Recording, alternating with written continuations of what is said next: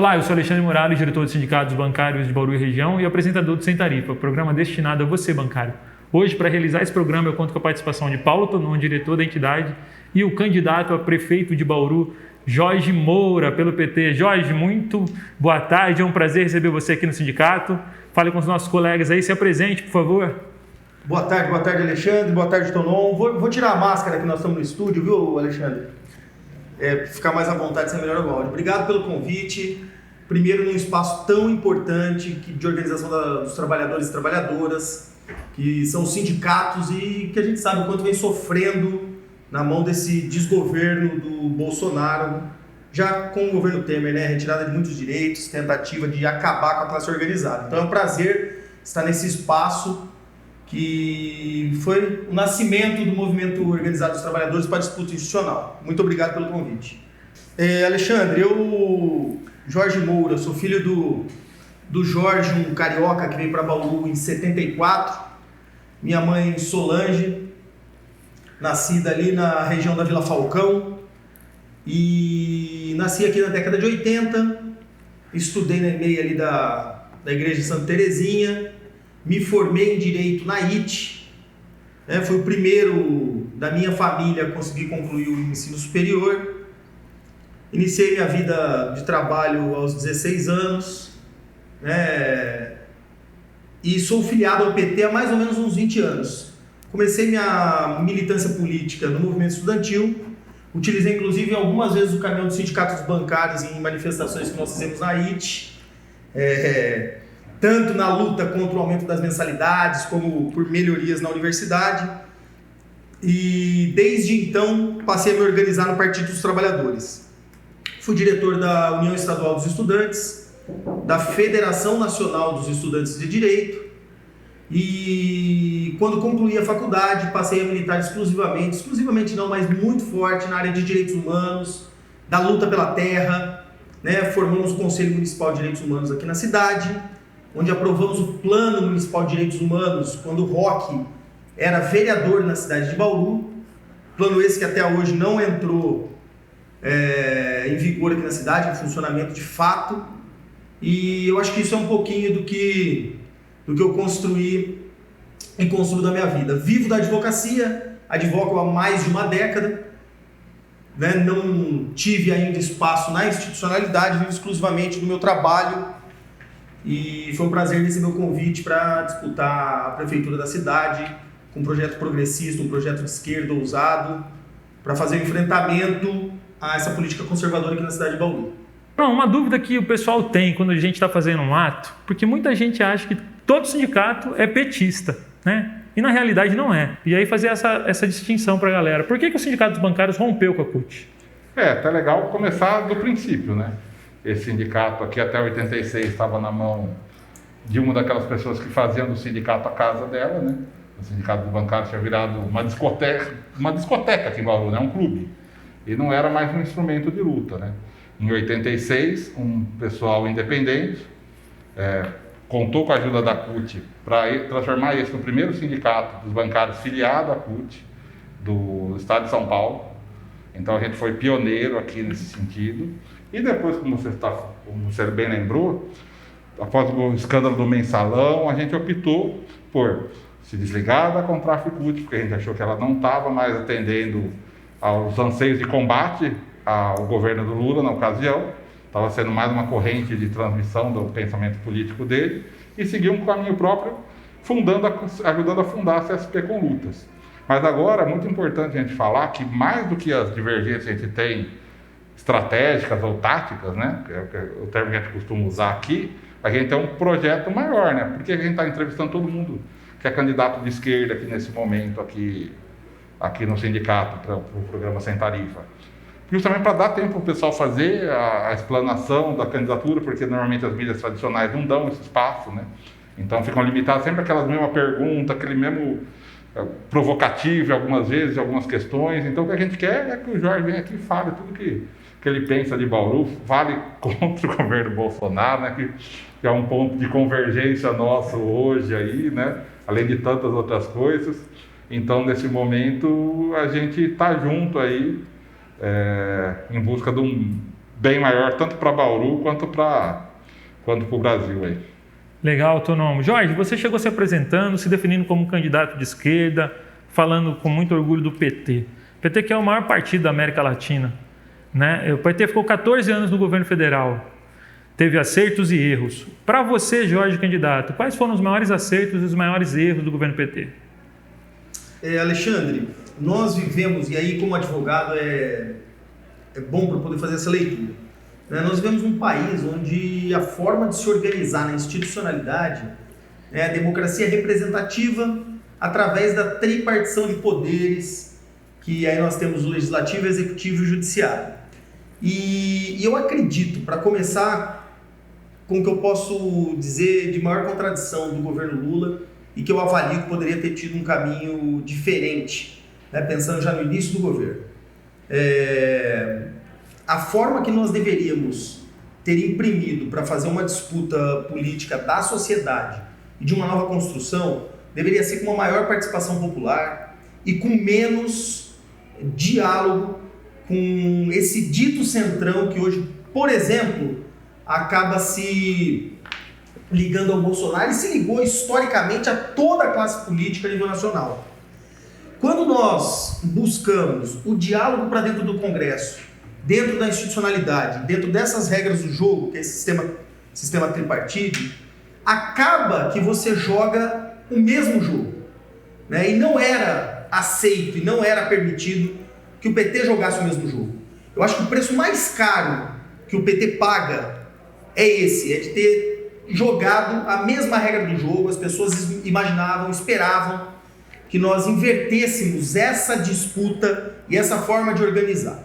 Fato é que, ainda assim, e acredito que dentro de uma política de conciliação de classes que o Lula apresentou na campanha de 2002, e não foi engano para ninguém, tanto que naquele momento parte da esquerda não acreditava no projeto do Lula presidente, porque o sinal dessa conciliação já havia sido dado na Carta aos Brasileiros, né? Então, digo também que o Lula acabou que não mentiu para a sociedade. Ele já no período eleitoral sinalizou que seria uma política conciliatória. E ao levar isso para dentro do parlamento, né, acaba desdobrando em diversas ações que nós vimos acontecer e também em muitos avanços, porque contou com a aprovação dentro do Congresso, onde conseguimos passar diversos pontos extremamente importantes, como o programa que tirou mais de 30 milhões de pessoas da miséria, que é o programa Bolsa Família. Nós tivemos o programa Luz para Todos. Eu tive até a oportunidade no Rio Grande do Norte de ir para uma vila de pescadores, tinham 2 casinhas na beira da areia. Eram quase 18 quilômetros da estrada para chegar a essas 2 casas, tinham postes de iluminação para essas 2 casas. Foi a primeira vez que chegou energia elétrica para essas famílias que estavam ali há centenas de anos. Coisa que a iniciativa privada não faria. Ela não iria gastar esse investimento absurdo, né? Absurdo do ponto de vista rentável, não investiria porque não teria retorno financeiro. Então o programa Luz para Todos acabou levando energia elétrica para rincões desse país que a gente nunca imaginaram ter sequer uma geladeira, né? Sem contar o programa de cisternas que acabou levando água para boa parte do Nordeste que vivia extremamente seco. Mas eu acho que o legado maior que os governos do PT deixaram para o nosso país foi a luta para diminuir a desigualdade social no Brasil. Sabemos o quanto é difícil, que infelizmente políticas de Estado não conseguiram ser implementadas de maneira efetiva e hoje a gente vê o desmonte de maneira extremamente rápida, violenta e agressiva que o desgoverno do Bolsonaro imprime na nossa sociedade. Desde o golpe de 2016, depois nós podemos entrar nas questões jurídicas, mas reforço que nossa avaliação foi golpe. Desde o golpe de 16, a retirada de direitos é imensa, né? O governo Temer já sinalizava, a direita sequer aceitou a vitória da Dilma, o Aécio já no dia seguinte da eleição dizia que não aceitaria, teria recontagem de votos, que ele boicotaria o governo, colocaria pautas bombas, enfim. Depois do governo da Dilma, eles já sinalizaram que não teria governo, né? E começaram paulatinamente a construir essa pauta que culminou no Temer, já sinalizando para os setores mais conservadores do país uma pauta extremamente neoliberal, para não dizer ultraliberal, uma pauta extremamente neoliberal, já colocando direitos trabalhistas em xeque, já começando a discutir a aposentadoria e, dentre outras coisas, que o Bolsonaro ganha eleição como representante dessa direita e, através do Paulo Guedes, começa a imprimir isso no nosso país. Então, na minha avaliação, o governo do PT ele avança muito nas políticas sociais, na diminuição da desigualdade, tem as contradições que o próprio sistema nosso imprime e que até nós, enquanto petistas, esperávamos que fosse um enfrentamento maior desse próprio sistema, Alexandre. Poxa, Jorge, obrigado pela resposta. Tonão, você concorda com essa avaliação do Jorge ou você vê alguma coisa diferente? Não, avaliação perfeita. 90% a gente tem concordância com isso. Eu ia pegar um rabo do que o Jorge falou, porque muitas vezes o trabalhador ele não percebe o malefício, por exemplo, que foi a reforma da Previdência do Bolsonaro agora, e ontem e hoje, né, Alexandre, que a gente andou bastante aí pela nossa base. Nós tivemos 9 demissões do Bradesco semana passada. Tá aqui a capa do jornal nosso essa semana. Tá vendo agora. 2 desses estariam no período pré-estabilidade se não fosse a reforma da Previdência do Bolsonaro. É um exemplo aqui. Exemplo concreto. É. E hoje tivemos um desligamento na Caixa de uma pessoa com 75 anos que foi desligado compulsoriamente, porque agora você não pode mais continuar a empresa pública com 75 anos, né? Então, no dia a dia, você percebe facilmente os ataques aos trabalhadores, né? É coisa que, às vezes, propositalmente, os caras não fazem uma discussão ampla, né? Mas vai passando o tempo, a realidade bate na porta de cada um e a pessoa começa a refletir. Até por isso que a gente acha que o Bolsonaro acaba não ganhando um segundo mandato, porque vai ter tanto desgaste em 2022, a crise econômica vai vir de uma forma e todas as reformas que ele está tentando fazer e vai fazer ou já fez, vai atacar só os trabalhadores, né? E aí a pessoa vai lembrar que por mais que a gente tenha divergência de um programa de conciliação de classe, como a gente tem divergência com o que o PT fez, ele é um baita avanço em relação à maioria dos programas da elite brasileira, né? Muito, muito bacana. Ô Jorge, eu queria falar, você falou um pouquinho nas alianças aí que o PT fez, né? Que teve que aturar alguns setores aí do Congresso Nacional e fez algumas alianças. Por exemplo, se juntar com Michel Temer foi, na minha avaliação, um dos maiores erros do PT, porque se juntou com tudo que é de pior aí, historicamente, no Congresso Nacional. A sua aliança aqui para Bauru, você se aliou com quem para essa candidatura? Alexandre, nós estamos coligados com a Rede de Sustentabilidade. Aqui na cidade de Bauru, a rede hoje é organizada através da Maria Flor, que é nossa candidata a vice, e do José, que é candidato a vereador, né? Eles têm porta-vozes, eles não têm presidente do partido. Então é sempre um homem e uma mulher. E o mais interessante é que a Flor, ela foi candidata a prefeita pelo PSOL na eleição passada. Então é uma companheira que tem uma formação mais classista, que então facilita muito o nosso diálogo. E sinceramente nós conversamos no programa, a Flor contribuiu demais na construção do nosso programa de governo, nós setorizamos a cidade, Paulo, e mais de uma centena de pessoas contribuiu com o que a gente pensa para a secretaria, a forma de inverter as prioridades na cidade de Bauru, e a Flor que sistematizou, teve à frente na construção desse programa. Então, assim, é uma aliança que nós conseguimos construir de uma maneira estritamente programática, sem fatiar nossa cidade, sem a necessidade de fatiar nossa cidade, e nos unirmos por uma questão, como disse, estritamente de programa. Então, acho que nesse sentido... Que é o principal, né? O principal programa, né? É isso, que é o que eu digo que se a gente está ligado, como o Alexandre disse, do Michel Temer, né? Se o que nos liga é simplesmente uma frase ou uma palavra ou algo muito singelo, para quebrar é muito fácil. Se a gente constrói um programa com consensos, com divergências, enfim, nós temos algo muito mais forte que nos liga, que é um programa político. Isso acontece dentro dos partidos, acontece dentro dos sindicatos. E então é dessa forma que a gente acabou se organizando para as eleições desse ano, Alexandre. Legal. Ô, Paulão, o que você acha? PT e rede, dá jogo? Dá jogo. Eu ia até comentar que na eleição passada eu ainda era militante do PSTU e a gente fez a campanha para Maria Flor, porque é muito capacitada, ela é muito técnica, muito estudiosa, né? Acho que a melhor palavra que é essa, então ela era um bom quadro para ajudar aí do projeto teu aí e do partido de vocês aí, Jorge. Você sabe, Alexandre, que a grande diferença Diferença não, mas uma das diferenças minhas da Flor é essa, porque eu sou mais da rua, eu sou mais do boteco, do samba, da gente, e a Flor é mais concentrada, consegue sistematizar, então acho que é uma parceria muito boa que a gente vai construir. O Jorge falou bem aí do samba aí. Tem que ter um de cada estilo, né? E na propaganda do Jorge na TV, o samba é uma marca constante. João Moura teve aqui no Festival da Resistência, aqui, deu um verdadeiro show. E é bacana a gente ver, né, a música popular brasileira sendo lembrada, a cultura popular brasileira sendo lembrada num programa de televisão, já que a cultura é tão atacada, né, nesse governo aí. Vamos falar um pouquinho desse governo, Jorge? O governo Bolsonaro teve uma onda em 2018 e tem muito candidato em Bauru que tentou surfar nessa onda, mas parece que essa onda está diminuindo um pouquinho. O que você tem para me falar do governo Bolsonaro? Alexandre, aos colegas e colegas que nos acompanham. Muita gente surfou na onda Bolsonaro, eu vou te dizer mais, viu, Alexandre?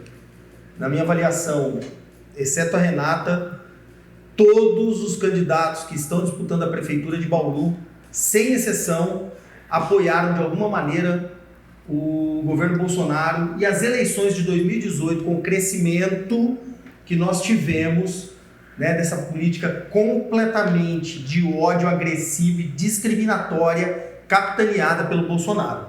Esse projeto que ele representou em 2018, dizendo que, na minha avaliação, ele ganhou por 3 motivos, né? Um deles, ele negava a política, ele dizia que ele era fora da política, que ele era etc, etc, etc. Hoje nós vemos as ligações dele profundas, por exemplo, com um sistema hereditário de se fazer política através dos filhos e de enriquecimento próprio.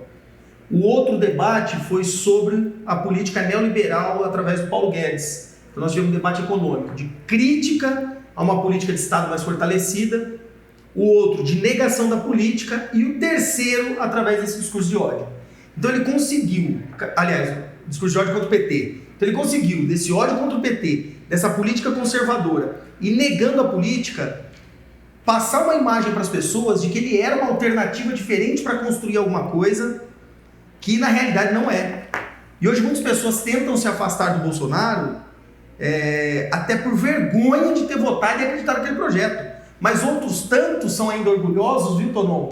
Que não conseguem admitir o erro histórico que foi aprovar, eleger uma pessoa machista, homofóbica, racista, que tem tudo que é de pior no combate às desigualdades sociais e muito mais que isso, né? A fazer a inclusão de todas as pessoas e respeito a todas as diferenças. Foi esse cara que foi eleito, né? E nós precisamos combater, para além dessas questões que eu disse, também o projeto que ele entrega para a sociedade, que é o projeto do Paulo Guedes, um projeto extremamente privatista.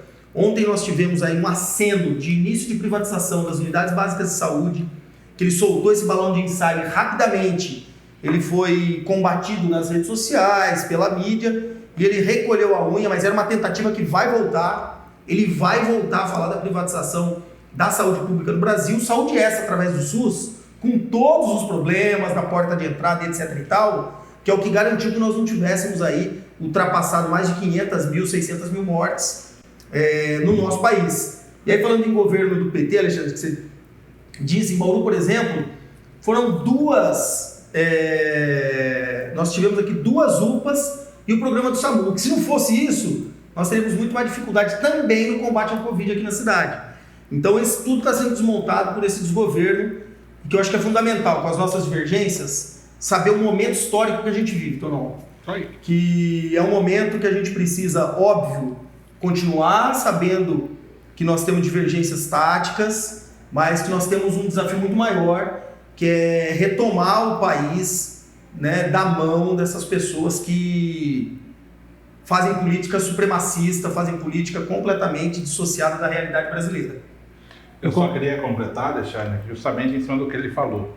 Se você for ver, a Valone está num partido que é da base aliada do Bolsonaro. Patriotas é o partido da Sueli, partido do Flávio. Bolsonaro está coligado hoje. DEM prova tudo que o Paulo Guedes e o Bolsonaro querem no Congresso. E assim vai. Então, tua fala em relação a estar todo mundo com o rabo amarrado aí, está correta, e aí volta. Por que a gente está abrindo espaço justamente para o pessoal da esquerda, seja de que campo ideológico for da esquerda? Justamente porque a eleição aqui de Bauru, ela está totalmente tomada pela direita, né? E pela direita, pior da direita, né? Pelo pior da direita, que é o pessoal que tem esse braço de apoio do Bolsonaro. Se o Boulos estivesse aqui, ele falaria que os candidatos são 50 tons de Bolsonaro, né? Como ele disse, 50 tons de Temer. Cara, o Jorge lembrou uma coisa que é muito interessante. Na eleição, o papel das redes sociais, teve muita gente que se engajou, que talvez nunca tivesse se engajado na vida e se engajou politicamente. E agora tem vergonha, né? Tem vergonha, inclusive, de reconhecer que muito daquilo que ela sonhava ou falou estava errado. Nós tivemos uma situação semelhante, mas sem redes sociais, no caso do Collor, né? Muita gente votou no Collor, no ano seguinte ninguém mais tinha votado no Collor. Você perguntava, ninguém votava no Collor. Só que com as redes sociais ficou o registro lá, né? Ficou lá, olha, eu votei. E não é vergonha nenhuma, viu, gente? Pior é não reconhecer que fez o erro. É isso mesmo. O sindicato foi nos locais de trabalho, né, Tonão? Nós fomos várias vezes, fizemos fala contra o governo Bolsonaro, porque era um governo neoliberal. Assim como o Jorge falou, que o Lula não enganou... A candidatura da Haddad, é bom falar. Com todas as restrições que a gente tem, no segundo turno a gente soltou um manifesto dado pela quase totalidade da diretoria, chamando o voto no Haddad no segundo turno, porque a gente sabia o que ia vir, né, Jorge? Não era segredo para ninguém que tem um conhecimento de político que ia acontecer. E assim como o Jorge lembrou que o Lula, na Carta aos Brasileiros, ele anunciou que ia fazer uma política de conciliação, o Bolsonaro e o Mourão na eleição a todo tempo anunciavam, olha, nós vamos governar para o empresariado. Né? Quando ele vem e fala, a mochila do trabalhador brasileiro, do empresário brasileiro está pesada, ele está falando para quem que ele vai governar. 13º é jabuticaba. Exatamente. Então, assim, foi algo anunciado. Jorge, nós temos uma situação aqui em Bauru, que foi uma situação muito forte, muito comentada nas 2 últimas semanas, que foi a situação da água. Eu gostaria que você falasse um pouquinho do DAI. O que você acha que tem que acontecer com o DAI? O DAI é uma autarquia, deve permanecer como autarquia, o DAI deve ser privatizado. Qual que é a posição do Jorge Moura a respeito do DAI e dos problemas do DAI? O debate do DAI na cidade de Bauru precisa ser feito de uma maneira séria. Nós vamos falar a verdade para a população. O DAI, como você disse, é uma autarquia, e há algumas semanas atrás saiu uma reportagem no Jornal da Cidade apontando que, diante dessa crise econômica, o DAI vai ser o único órgão do poder público municipal que terá condições de investimento, ou seja, o DAI é superavitário, com todos os problemas administrativos que o DAI tem. Qual é o detalhe? A grave crise de abastecimento que nós temos é uma falta de respeito do próprio prefeito com o tratamento e a gestão da água na cidade. Nós somos abastecidos, quase 50% da água que abastece Bauru vem do Rio Batalha. Nós não temos, por exemplo, uma política de melhorar, né, o volume de água dos afluentes do Batalha. Nós não temos uma política com a cidade de Agudos de melhorar a nascente do Batalha. Em resumo, né, não se resolve o problema da água pensando exclusivamente também em furar poços. É fundamental, é uma questão pontual a gente conseguir descentralizar esse abastecimento, ter poços que possam ser interligados com o sistema Batalha, para que a gente possa abrir e fechar a torneira de um ou de outro. Mas a grande verdade é que nós vivemos uma crise climática sem precedentes e que, se a gente não pensar o meio ambiente como uma maneira de melhorar o fluxo dos nossos rios e da nossa região, logo, inclusive, os nossos lençóis, que a gente retira a água com os poços, estarão secos. A Bracel vem plantando eucalipto aqui na região sem nenhum pudor e nem restrição de medição nas terras onde ela planta. Ou seja, quase todo lote, na grande maioria das vezes, é tomado por eucalipto. O eucalipto, nós sabemos o quanto que ele consome de água, porque é uma árvore que cresce muito rápido. E aí, viu, Alexandre, eu estava numa entrevista da 94 e eu disse que nós precisávamos criar um cinturão verde aqui através de um consórcio intermunicipal com as cidades da região. Para que dessa forma nós pensássemos uma política de meio ambiente através de todas essas cidades, criando um cinturão verde para a gente poder melhorar a captação de água ou a absorção de água para recuperar os nossos lençóis freáticos, para que essa água consiga chegar também até o aquífero Guarani. E um rapaz deu risada falando assim, nossa, o eucalipto vai chupar a água do aquífero Guarani. Óbvio que não, né? Mas com a terra toda tomada de eucalipto, a água sequer consegue ser absorvida no solo. Então nós precisamos de um debate muito sério na água. Primeiro, esse consórcio intermunicipal para fortalecer a defesa do meio ambiente na nossa região e com isso fazer com que nós melhoremos a nascente de todos os nossos rios e afluentes do Batalha, melhorando o volume de água, é um ponto. Uma nova represa de captação, óbvio, mais alguns poços para poder descentralizar o abastecimento interligando com o Batalha. Isso são as medidas que são necessárias, não só para agora, Alexandre, para o próximo período que nós também teremos problemas no abastecimento. Isso acontece todo ano tem problema de abastecimento. E o último detalhe, Alexandre, sobre o DAI. O DAI será público na nossa gestão. Não é possível pensar a água, um bem fundamental a qualquer ser humano, um bem essencial à vida, na mão da iniciativa privada, servindo apenas para discutir lucro. Não é cabível. O DAI será e continuará público, e para nós melhorarmos um dos problemas do abastecimento, que é a perda de água, nós temos que ter um projeto de acompanhamento e troca dos hidrômetros que tem um prazo de validade, para que a gente possa diminuir a perda de água, que hoje também é em torno de quase 50%, Alexandre. Muito obrigado, Jorge. É importante esclarecer, né? Já que parte da população brasileira, cerca de 40 milhões não tem acesso à água e 100 milhões não tem saneamento básico. E não vai ser a iniciativa privada que vai resolver esse problema, com certeza não.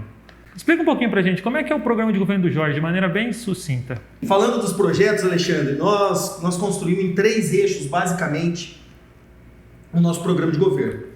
Um dos eixos é desenvolvimento social, que fala de tecnologia, democratização dos espaços da prefeitura, da gestão, com plenárias, etc. e tal. O outro eixo a gente aborda a questão das secretarias especificamente da cidade, falando de mobilidade urbana, falando da Secretaria de Saúde, e o último eixo de direitos humanos. Então nós avaliamos que são questões fundamentais, por exemplo, direitos humanos até hoje nunca se debateu na cidade. Em que pese eu tenha feito parte do Conselho Municipal de Direitos Humanos, né, nunca foi pauta desse debate para o governo municipal. E aí, a gente fala, viu, Tonon, que a grande diferença do nosso projeto é que a gente precisa inverter as prioridades na cidade de Bauru. A prioridade na cidade de Bauru não pode ser se desenvolver só para o sul e o centro e mais desenvolver para meia dúzia de famílias que são beneficiadas com as decisões políticas da cidade. Quais são essas famílias? Os especuladores imobiliários aqui na cidade, que tem nome e sobrenome, se vocês quiserem eu falo, que eu não tenho problema com isso. Mas enfim, Parreira, né, Pagani, e dentre outros, até muitos candidatos aqui, só a gente pegar a planilha lá no TSE, da declaração de bens, tem candidatos ali com mais de uma centena de terrenos. Não sei qual é a ideia disso, né? Tanta especulação imobiliária. Tem candidatos ali, viu, Tonon, com dezenas de terrenos em distrito industrial, no LBE, no LEB, né, que é um condomínio que estão fazendo de industrialização, dezenas de terrenos no distrito. Qual a intenção disso, se não para especulação imobiliária? Então essa é a nossa cidade, como indústria. Aqui é meia dúzia de famílias que detêm as indústrias da cidade, por quê? Se aumenta o número de emprego, o sindicato reivindica melhores condições para a categoria, melhores benefícios para a categoria, e as pessoas não querem diminuir o lucro que ela tem em cima dos trabalhadores e trabalhadoras. Então mantém-se um distrito completamente obsoleto, um distrito que não tem nada de modernização, e a dificuldade da CEPLAN em fazer esses distritos funcionar. Então a política em Bauru é essa. A nossa diferença que a gente aponta é inverter essas prioridades, Tonon. O povo vai estar no centro do debate político. Nós vamos construir políticas públicas a partir da população. Mobilidade urbana, por exemplo, rediscutir a tarifa na cidade de Bauru. Não é possível que Bauru tenha uma das tarifas mais caras do estado, com o pior transporte do estado. Aqui eu digo que os ônibus só servem para transportar o trabalhador da casa dele para o local de trabalho. As pessoas não conseguem passear, visitar familiar, ir até o comércio, enfim, utilizando as nossas linhas de ônibus. É uma vergonha a forma como o ônibus...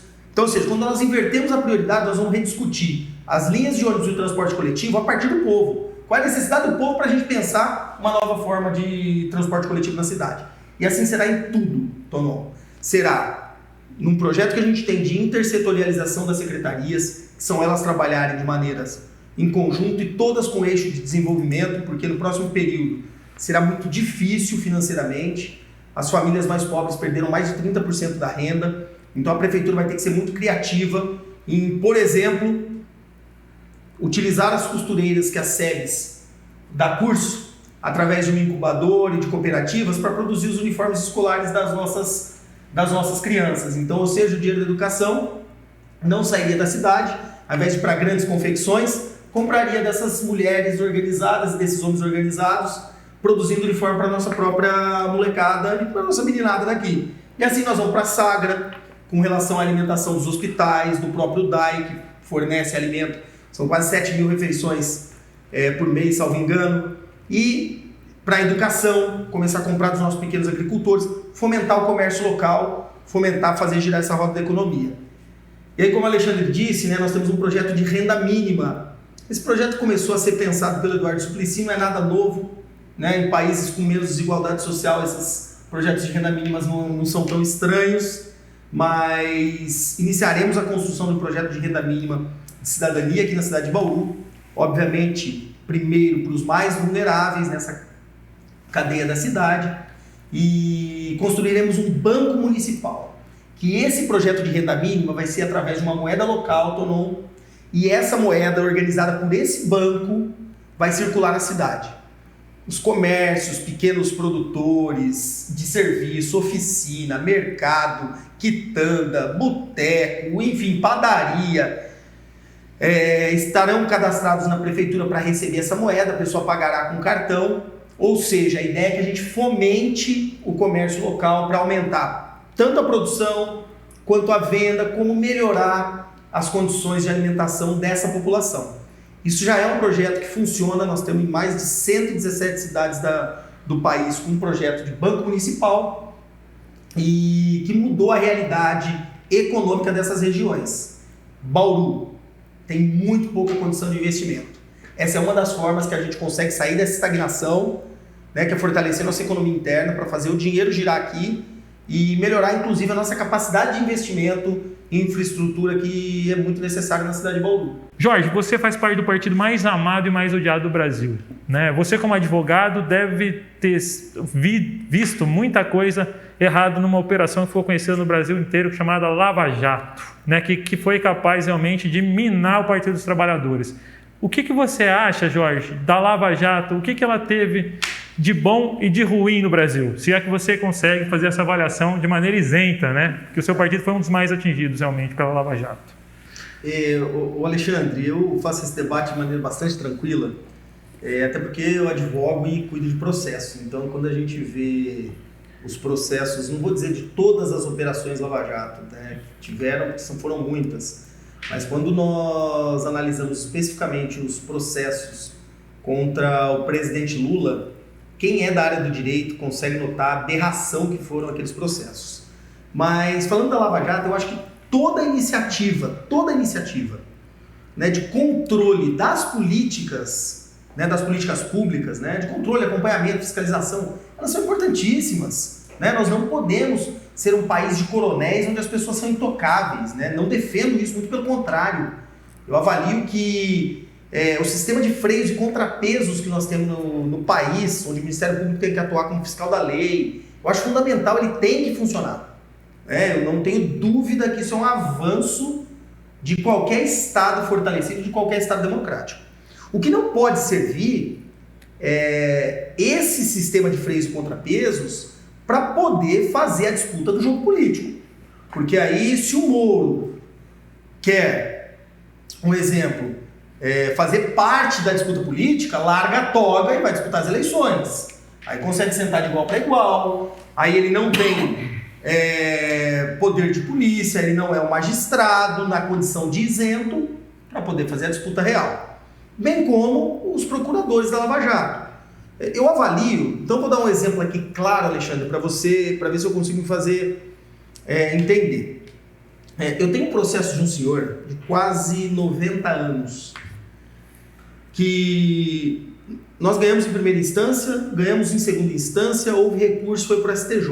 Ele está na mesa do desembargador para ser julgado, não vou dizer o nome do desembargador desnecessário, mas ele está na mesa do desembargador para ser julgado desde 2017, nós estamos em 2020. O processo do presidente Lula, ele entrou no Tribunal Regional final de agosto, começo de setembro, em novembro já tinha a volta dos relatores.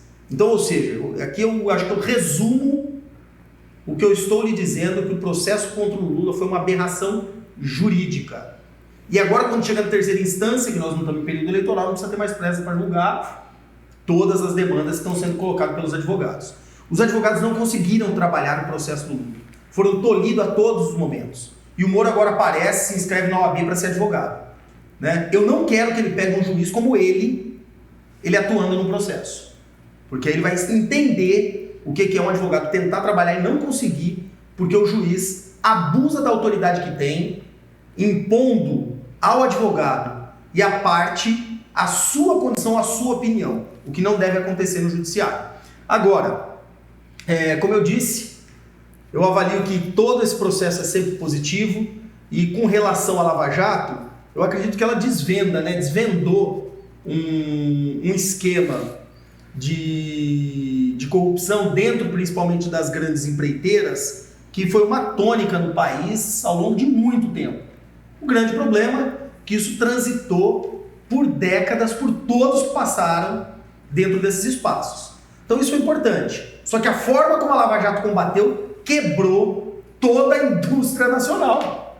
Então assim, você veja que a irresponsabilidade, e posso dizer isso de maneira bastante tranquila, com aqueles moleques procuradores de Curitiba, a irresponsabilidade, com inclusive a tecnologia nacional da construção civil, imensa. Eles quebraram praticamente todas as construtoras do país que detinham o que nós temos de mais avançado na construção civil. Né? Então, ou seja, em nome de sarar a doença, eu mato o paciente. Então, eu acho importante ela ter descoberto um esquema que precisava ser realmente combatido, mas tinham que ser responsáveis. Então, em nome de criminalizar o PT, de pegar o Lula, não mediram esforços e acabaram quebrando a parte da indústria nacional. Eu acho isso muito irresponsável dos procuradores e do Sérgio Moro, que mostrou que veio interferindo no processo eleitoral e logo depois aceitando ser ministro do desgoverno do Bolsonaro.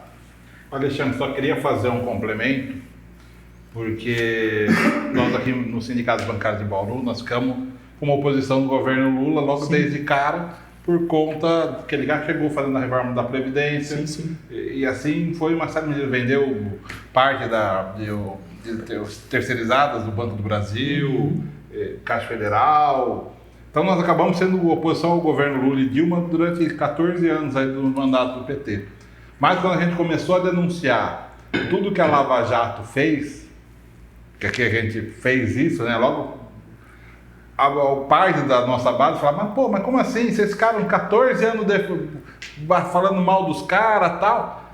E sendo que, na verdade, a gente falava mal do programa. O que aconteceu é uma aberração jurídica, como você disse, com fins eleitorais, tudo orquestrado, né?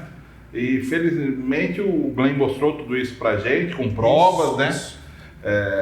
E mesmo assim tem gente que a ficha não caiu ainda, é inacreditável, né?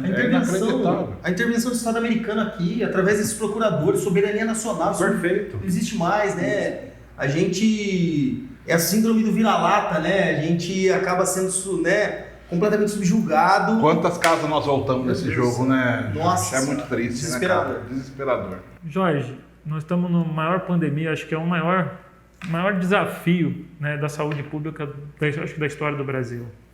Você acredita que num governo petista, né, se nós estivéssemos sendo governados por um presidente do PT, nós teríamos esse número absurdo de mortes? A pandemia teria outro tratamento? Olha, com certeza seria muito diferente, Alexandre. Isso eu posso afirmar até porque a sensibilidade que o Haddad, se tivesse sido eleito, tem é muito diferente da do Bolsonaro. Para começar, ele não trata a gente por arroba, como nós temos uma triste gravação, né, do desgoverno do Bolsonaro. Eu sempre trato como desgoverno do Bolsonaro para ver se pega, viu, Tonon? Mas não sei, não tá difícil não. Não tá fácil não, né? Mas enfim, então a sensibilidade é muito diferente, né? Você veja como exemplo, Alexandre, que Araraquara, uma cidade onde o Edinho governa Araraquara, é a cidade que melhor controlou, por exemplo, a pandemia no estado de São Paulo, né? Nós temos um controle por onde a doença caminha, um acompanhamento, isolamento das pessoas em casa, as testagens em massa lá serviram para a gente poder identificar e isolar essas pessoas em casa. Então o vírus pouco circula na cidade, a economia voltou a girar de uma maneira mais rápida, mais segura para os trabalhadores, né? Então não tenho dúvida que se fosse um governo do Partido dos Trabalhadores, primeiro, né, seria possível ter socorrido boa parte dos pequenos empresários da cidade do país, que é quem detém a maior número de contratações. Às vezes a pequena empresa é o pai, a mulher e um funcionário que não conseguiram acesso a nenhuma forma de manutenção, tanto desse trabalhador ou trabalhadora como do seu negócio. E os bancos, você vê que interessante, né? Na primeira semana depois do decreto da pandemia, os bancos acessaram mais de R$1 trilhão, que deveria servir para lastro de empréstimos nesse momento de pandemia. Mas aí você vai emprestar como? As pessoas devendo, com o nome sujo, o banco não empresta. Então, ou seja, não mudaram sequer a forma de tratar as pessoas para poder ter acesso a crédito e conseguirem se manter.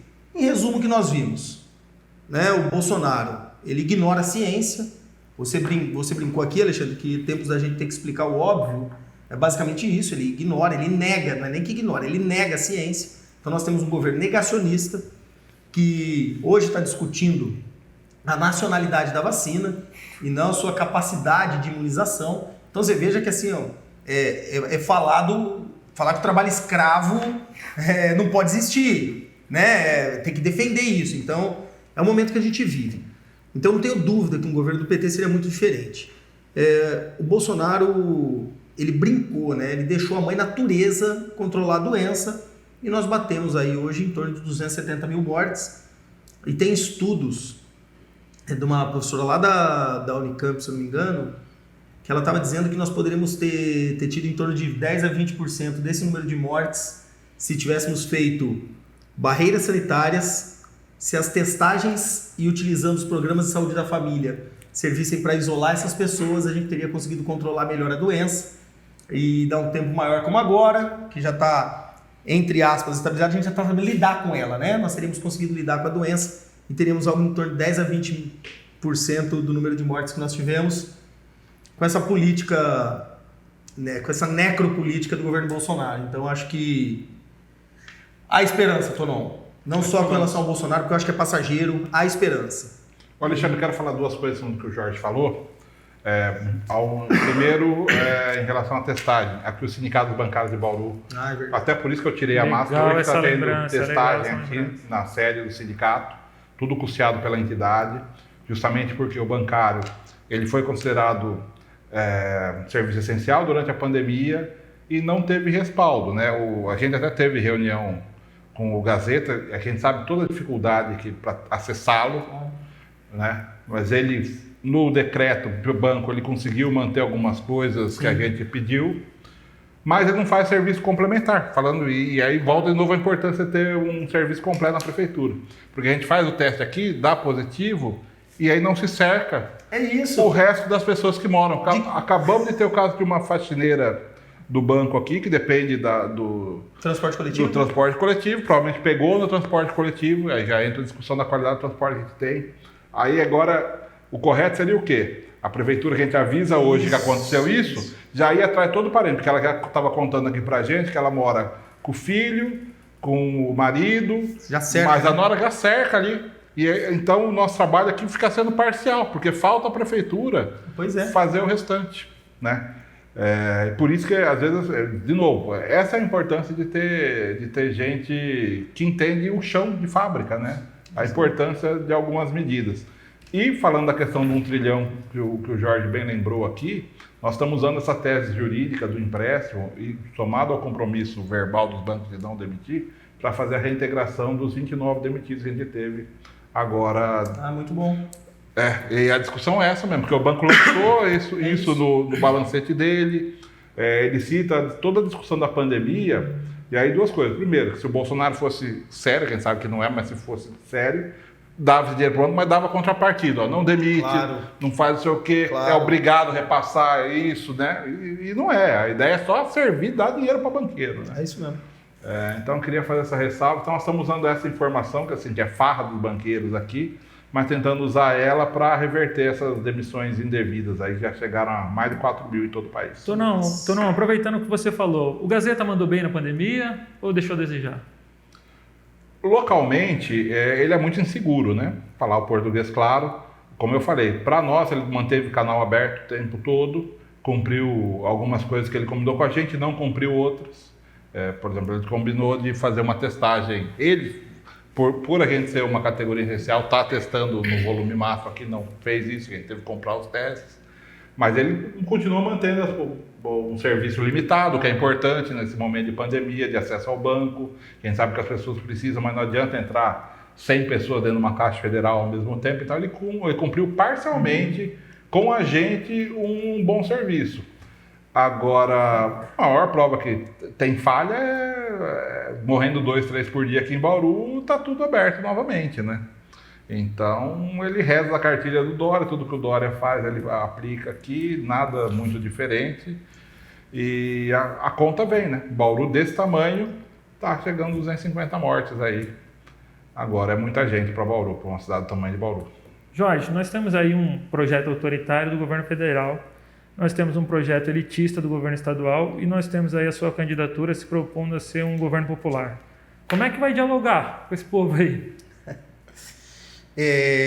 O Alexandre, eu acredito que uma das vantagens que eu tenho, falando especificamente, nunca gosto de falar muito da minha pessoa, mas uma das vantagens que eu tenho é de ter que exercitar o contraditório, rapaz, e a dialética desde a minha essência, no meu trabalho e nos espaços que eu atuei, eu sempre fui minoria, né? Eu era de uma corrente organizada a nível nacional no PT, que era a articulação de esquerda, então eu sempre fui minoria, inclusive dentro do próprio PT, e chego aqui hoje como candidato, então você veja que a necessidade de ter um debate franco, duro, né, de manter nas nossas posições políticas, mas a capacidade de diálogo é importante. Agora, o que acontece? Como que nós vamos conversar com o Dória e como nós vamos conversar com o Bolsonaro? Conversas com relação a programa, né, é muito difícil da gente avançar. Mas a cidade de Bauru é uma cidade de 400 mil habitantes, ela não é uma cidade do Jorge. Então, se essas pessoas não entenderem que elas têm responsabilidade com os nossos cidadãos, é isso que precisa ser denunciado, inclusive, para dar um troco para eles no próximo momento de disputa política. Né? Mas acredito que com todos os problemas que tem Dória e com todos os problemas que tem Bolsonaro, nós temos aqui bastante representantes do conservadorismo político que eles não vão querer abandonar. Então eles vão ter que nos receber, vão ter que conversar, dialogar conosco, e os projetos que a gente propõe de inverter as prioridades políticas da cidade vão ser construídas principalmente nas demandas históricas que a gente tem através de canais diretos, Alexandre, que existem e são pouco acessados, por exemplo, pelo atual prefeito. Bacana. Tonão, o PT sempre foi muito forte na periferia e com os trabalhadores, né? Na última eleição nacional, o PT foi surpreendido até pela votação do Bolsonaro nesses locais. O que aconteceu? Por que o PT perdeu espaço, né, na periferia e junto aos trabalhadores?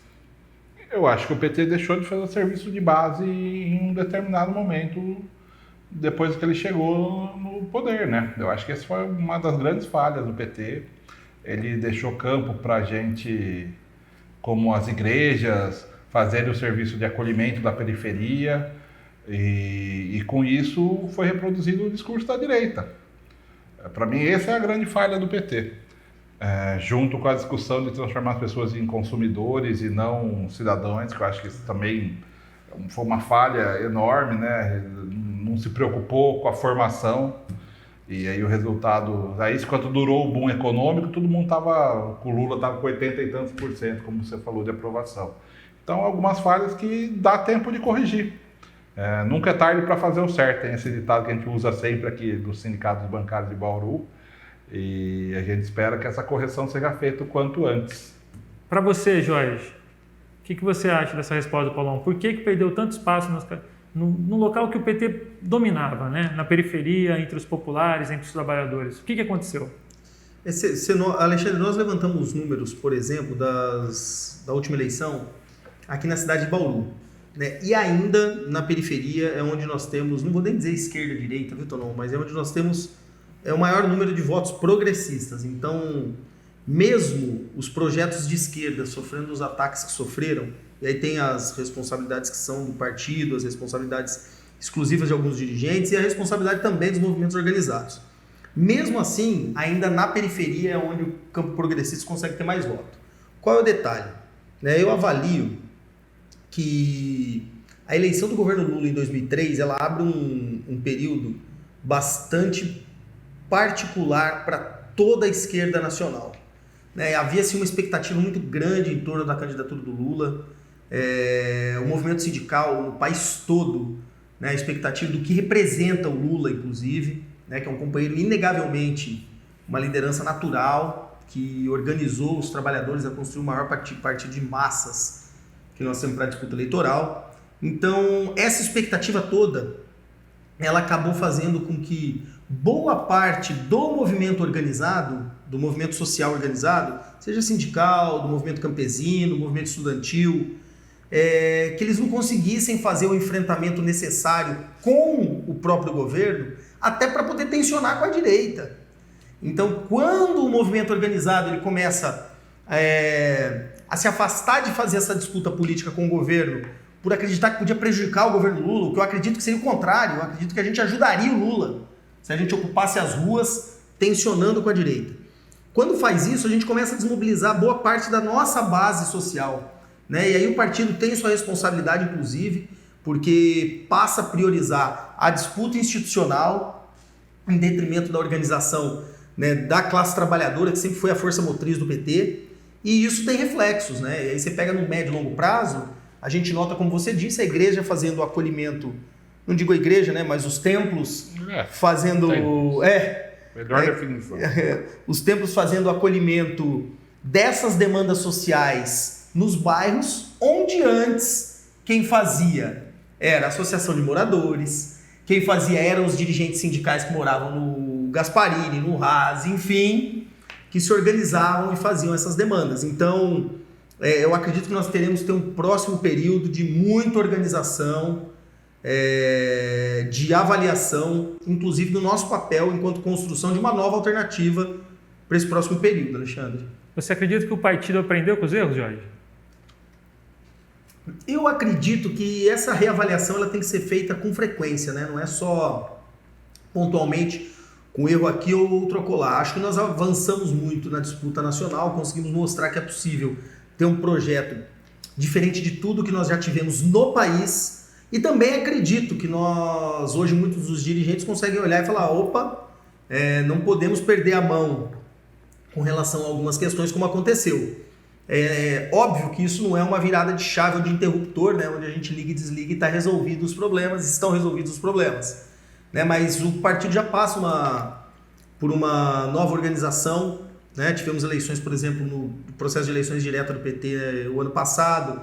Aqui em Bauru já teve uma mudança completa nas forças políticas do diretório municipal.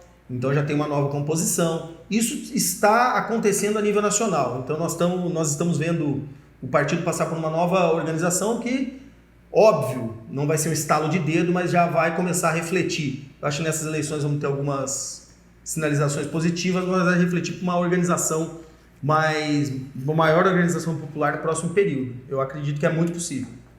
Vamos fazer o seguinte, eu vou fazer uma brincadeira aqui com os dois, hein? Eu não costumo fazer, mas eu vou fazer com os dois. Faz de conta que todas as personalidades aqui, elas já estão imunes e nenhuma delas vai poder passar o coronavírus. Vamos brincar, se você tira a máscara ou se não tira a máscara para ele. Você topa, Tonon? Vamos lá. Pode ser? Você topa, Jorge? Pode. Jair Bolsonaro, Tonon, você tira a máscara para falar com ele ou não? Fico demais. Você, Jorge? Fico de máscara. Fica de máscara. E com distanciamento ainda, né, Jorge? Bastante grande. João Dória, o João Trabalhador. Se ele ganhar, ele vai ter que se aproximar do João para algumas coisas. Mas de máscara, né, Jorge? De máscara, sentando do outro lado da mesa, mas a gente vai ter que conversar, né? Então, MBL, de máscara ou sem máscara? Máscara, face shield e capacete. Você, Jorge?